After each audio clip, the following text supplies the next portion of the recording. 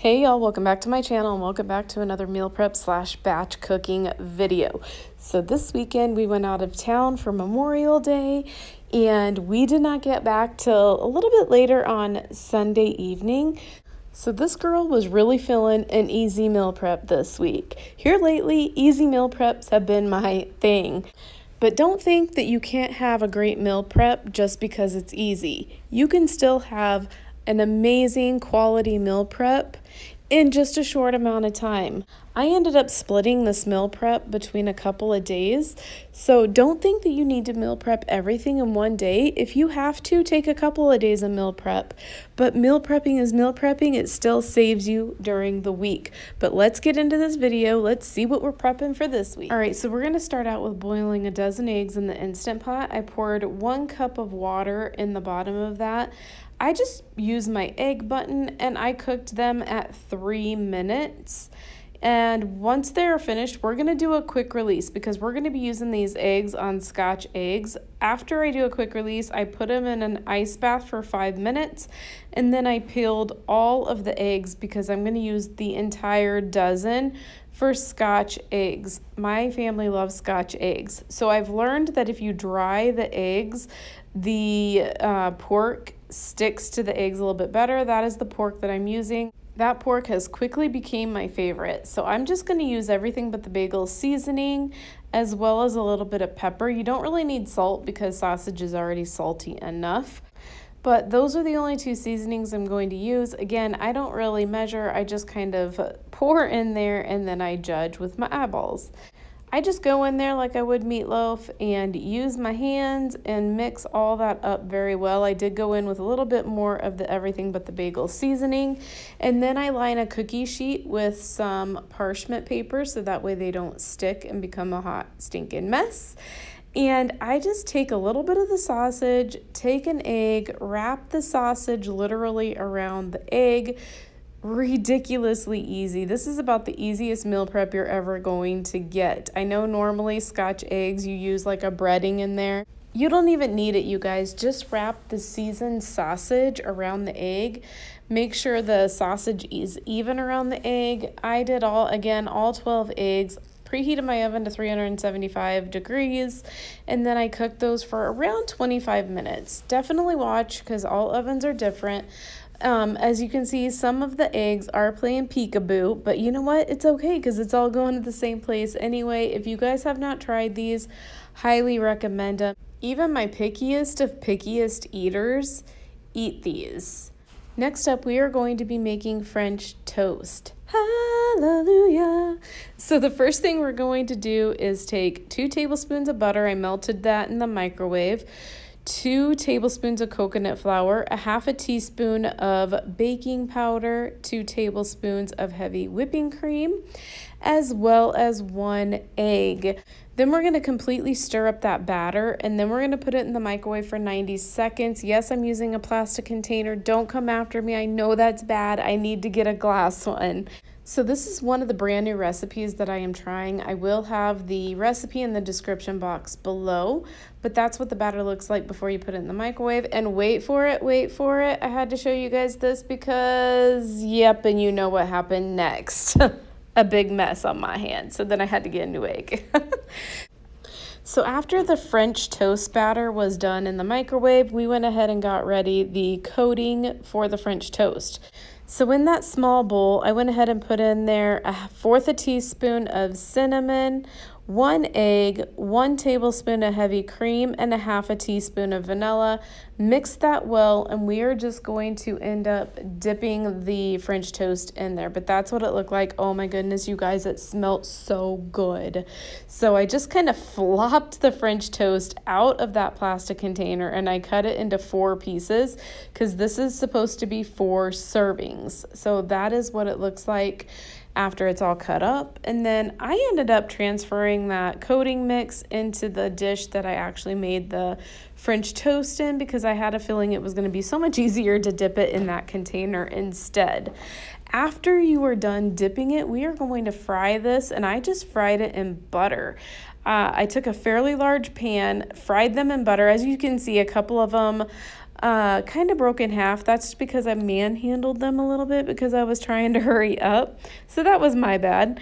But either way, it doesn't even matter because, like I said before, these are going to the same exact place, and these were so good. Oh my gosh, highly recommend it. Try this recipe that's going to be in the description box below. Absolutely delicious. Throw some sugar-free syrup on there, maybe a little bit of powdered sugar. This was bomb. So next up, I'm just going to take this jumbo raw shrimp, and we are just going to throw some peppers in there and saute them up together. Add a little bit of seasoning. It's going to be so delicious. So I am just cleaning up the shrimp.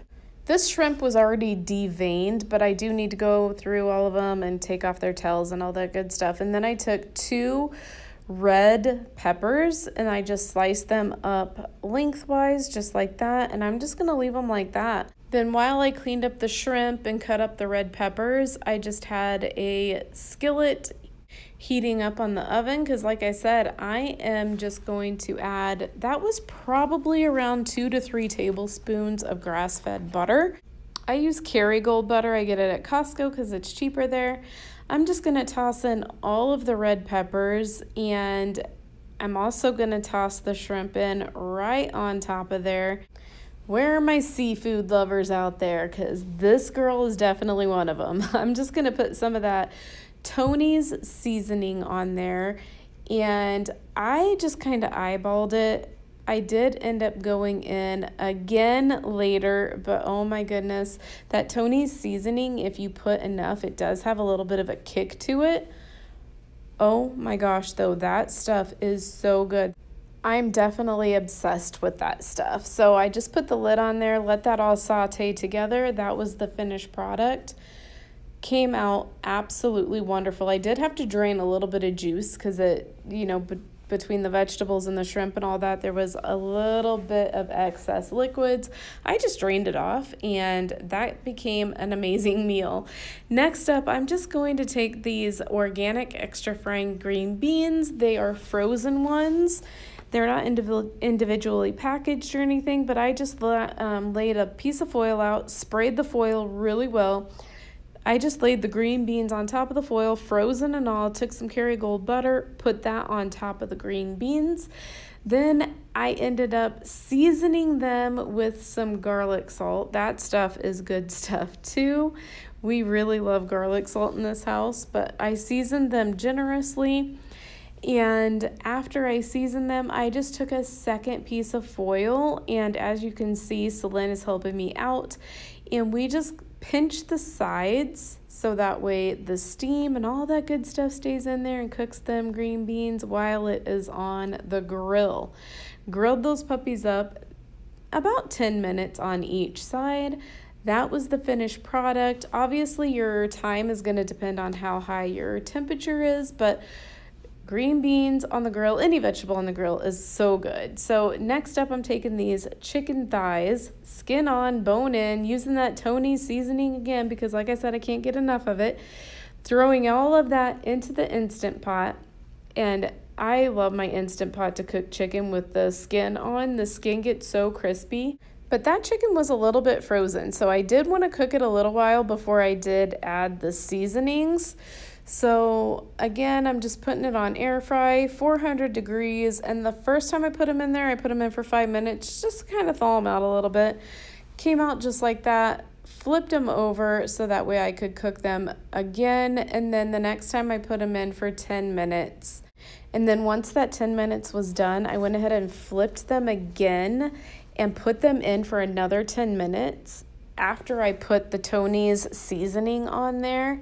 So I like to start my chicken skin side down normally, and then I like to flip it and then put the seasoning on there, the Tony's seasoning, because if you do the skin side up last, the skin gets so crispy. It is delicious. If you look at that chicken, look how crispy that is. It's like fried chicken, except without all that breading and terrible carbs. So it is so good. My family seriously cannot get enough of this chicken. I could make this every night and they'd probably be happy little campers. Next up, we're making ourselves some Where's the Crust pizza. If you guys haven't had this, this is a family favorite. So we are going to start out by making the crust, aka not crust, part of the pizza. So with this part, it's going to take 8 ounces of cream cheese, 2 eggs, 1/4 cup of Parmesan cheese, 1 teaspoon of garlic powder, and a little shake of some pepper. Then we're going to go in with our hand mixer and we're going to mix all of this up rather well so that way it's nice and smooth. This recipe will be in the description box as well. Then I greased up a casserole dish. I greased that very well so that way it didn't stick. Poured the mixture into the bottom of that casserole dish. I like to make sure that my mixture is even, so I did take that spatula and I just kind of evened out the bottom layer of this dish. Like I said, I've made this before. Everybody loves this recipe. This is actually how I make my lasagna recipe as well, but I just baked that in the oven at 350 degrees, around 12-15 minutes, just until it's done, and then you pull that out. Then we're going to add on all of the toppings. So I forgot to record this part. So I did add some marinara sauce. That's the one that I use. The net carbs in that is around 6. It does have 5 sugars, but you're using it so sparingly. Another thing I put on there was some cheddar jack cheese, as well as some pepperonis. If I had my way, I would put so much more on there, but that's how my family likes it. So it went back into the oven. So when you put it back into the oven, you're going to put it back into the oven at 350 degrees as well. And you're just going to wait and watch for the cheese to be melted and a little bit golden brown. You may want to serve it with a side salad or something a little bit lighter because this is very calorie dense. Just throwing that out there. Very calorie and fat dense, but very, very good. Next up, we are going to be making dessert. This is going to be Snicker Doodle cookies. The only thing I'm going to opt out of is the cornstarch. Even though it's so little cornstarch, it's really not going to make that big of a difference. However, I don't have any, so I'm going to improvise. So I'm going to start out by putting in that bowl 2 cups of almond flour, 3/4 cup of coconut flour, 1/2 cup of monk fruit. I was almost out of that bag, so I just dumped the rest in there. And then it does say 1 teaspoon cornstarch. Instead, I used 1 teaspoon of xanthan gum, 1/2 teaspoon of baking soda, 1/2 teaspoon of salt, and then it does call for some ground cinnamon. This is a brand new recipe. This will be in the description box below. You can just go down there, click the link, find all the information you need, all the measurements and all of the ingredients. I just stirred up the dry ingredients and now I'm adding in the wet ingredients. So I'm just adding in 1/2 cup of butter. It calls for 2 eggs, as well as 2 ounces of cream cheese. I actually measured that on my food scale, so that way I had the correct amount. 1 teaspoon of vanilla extract. It shows me pouring 2 in there. That's just because that was a 1/2 teaspoon I was using. And then I stirred all of that together. Then I just lined my cookie sheet with parchment paper. I'm telling you guys, parchment paper is a life in the kitchen with keto. Next up, I'm just going to prepare the toppings. So the toppings takes 3 tablespoons of monk fruit, and then also 1.5 teaspoons of cinnamon. Mix that together, and that is what you're going to basically roll the cookie dough in. So what you're going to do is you're just going to grab a little bit of that dough, make the dough whatever size cookies you want to make for yourself and your family, roll them up in your hand, and then roll them around in that sugar cinnamon mixture, and then lay it on the parchment paper. I like to flatten it out just a little bit because if not, it may not flatten out on its own. So I preheated my oven to 350 degrees. Around 11 minutes to finish cooking in my oven, and that is how they turned out. They turned out perfect. These are super good. They're not super sweet, so if you're looking for a super sweet dessert, this probably isn't it, or you're gonna have to add like maybe a little bit more monk fruit. But if you do that, I would probably add just a little bit more butter or just a little bit more cream cheese, one or the other. But either way, these were delicious. Even Celine liked them, and Celine is the one where if she likes it, you know they're good. So definitely highly recommend these. Again, all the information that you need to make these recipes will be in the description box below. All right, y'all, that concludes this week's meal prep. I make these videos every single week because I want to hopefully inspire and motivate you guys to get in the kitchen and get to cooking and meal prepping and batch cooking for yourself and your family.